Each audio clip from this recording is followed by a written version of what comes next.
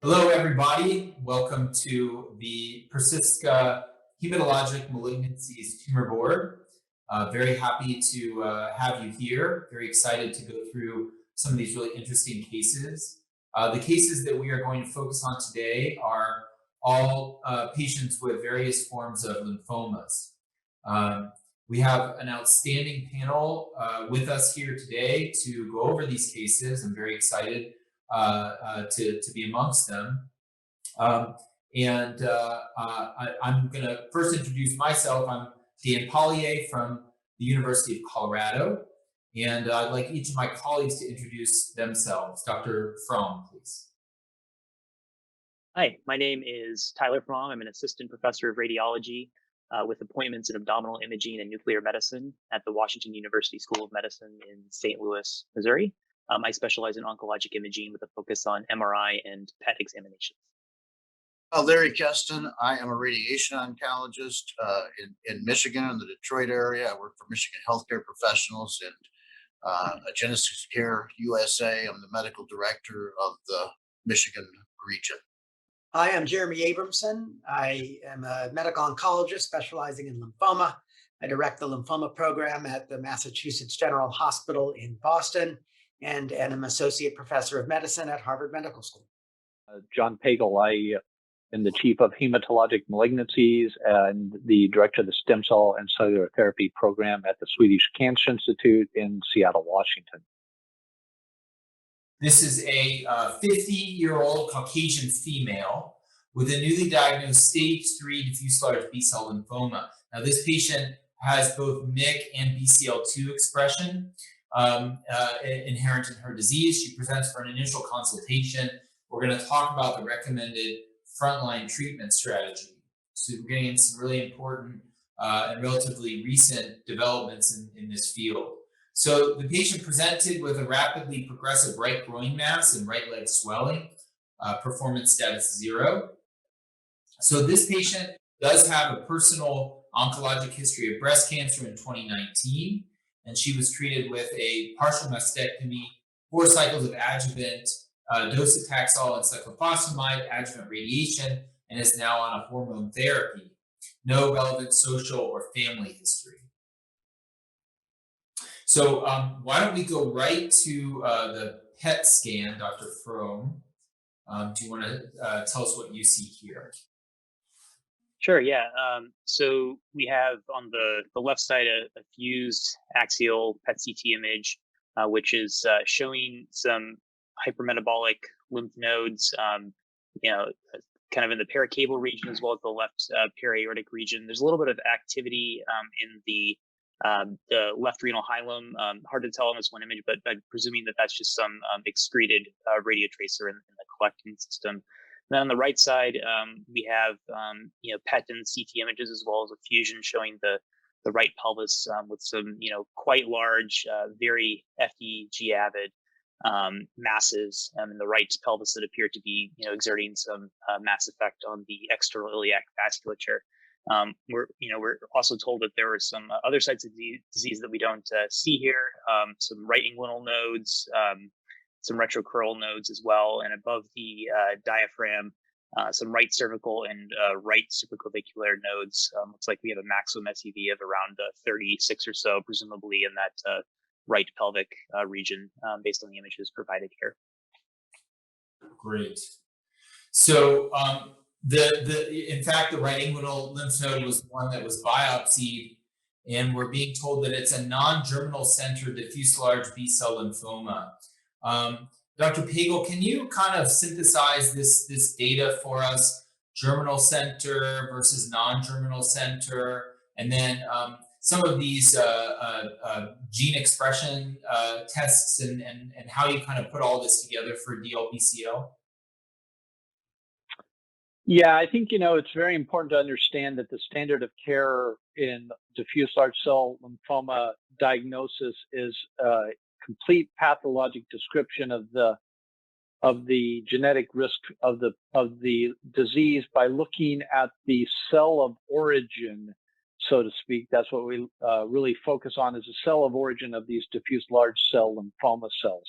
Are they of germinal center origin or not? So they're either germinal center B-cell large cell lymphomas or their non-germinal center type. And we understand that the prognosis of these two different major classes are very different. The germinal centers typically do better. They have a unique expression pattern that's different, a different immunophenotype that we see with the non-germinal center type. So here's a patient who is positive for CD20 and PAX5 with co-expression of MUM1. That's typical for this non-germinal center type. It's important to understand that because it could impact a little bit of how we want to treat these patients down the road. We're still learning about that, trying to figure that out. We certainly want to also understand the overexpression of the important c-MYC gene, BCL-2 and BCL-6. In this case, we have overexpression by increased staining by immunohistocytochemistry with c-MYC and BCL-2. That would call this patient actually a double expressor or a double overexpressor. That's not the same thing as someone who we call double hit lymphoma. Those patients actually have gene rearrangements with these genes that you can see by FISH. So aggressive FISH panels should also always be performed in these patients. That's important because a double hit patient is even more aggressive than a double expressor patient. Of course, double expressors are more aggressive than patients who don't have any overexpression of these high-risk genetic features. These are important things to always pay attention to at the time of diagnosis with large cell lymphoma. They're the standard of care. If the pathologist or the report from the pathologist does not include this type of description, you need to go back and ask them to do it and add it. This is critically important for understanding the prognosis for the patient as well as potentially the therapeutic implications as well. That's great. Thank you so much. These cases get very complicated. It's really important to at least know that this needs to be done. And if if it's not something that you're seeing frequently, at least speaking to a colleague who really knows this field is so critical. So Dr. Abramson, as Dr. Pagel summarized, we have this woman with a non-germinal center, double expressor, DLBCL. What's your treatment approach to this patient, and what are our expectations with treatment? Yeah, I would treat this patient with R-CHOP. As Dr. Pagel mentioned, we do need the FISH results to exonerate the possibility of double hit lymphoma. Although since double hit lymphoma occurs in the vast majority of times in a germinal center like DLBCL, seeing a double hit here would be very surprising. And so I think this is very likely, exactly as we're told, a double expressor non-GCB DLBCL. There's actually no evidence that anything other than R-CHOP works better. We did a subset analysis in the clinical trial comparing R-CHOP versus dose-adjusted EPOCH-R and found no difference in outcome favoring the more intensive regimen for double expressors. And actually, the double expressors are doing very well. And we have data from the prospectively collected Lunenburg Lymphoma Biomarker Consortium that shows that a population of double expressor patients uniformly treated with R-CHOP had a progression-free survival of over 60%. So I actually think R-CHOP is the appropriate standard of care and is curative in the majority of these patients. We are doing a randomized clinical trial in the intergroup that this patient would be a candidate for, and that's R-CHOP plus minus venetoclax, the BCL-2 inhibitor, since this is a BCL-2 expressing lymphoma. So I would enroll that patient on the clinical trial.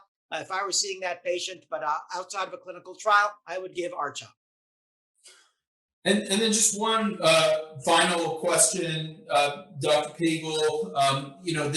It was pointed out that this patient had a recent diagnosis of breast cancer with fairly aggressive chemo radiation therapy. In the leukemia world, we would have some, a way to classify that. We would call it treatment-related leukemia or MDS. Is there such association in this disease? I know patients will often ask that question. They seem to be related. Is there a way to put these things together, or is this sort of lightning striking twice? Well, it's not as clear a picture we have with, of course, you work with that yourself a lot, where of course, young women who have breast cancer get some anthracycline therapy, and then later on, or other therapy later on, are developing MDS and or AML. Here, we do recognize that patients who have cytotoxic therapy are more at risk for developing a second malignancy, including lymphomas, albeit the risk is relatively only slightly increased. And here, this could easily be a unrelated de novo diffuse large B-cell lymphoma. I would treat this with R-CHOP and hope that I would cure this patient as well. Great, thank you. So let's move on. So summarizing the last case, I think, with DLBCL, this is a curable disease with appropriate regimens for which this patient is certainly eligible. And I think it's really crucial to understand the genetic and genomic information that would change your practice, and we'll talk about that in the next few cases.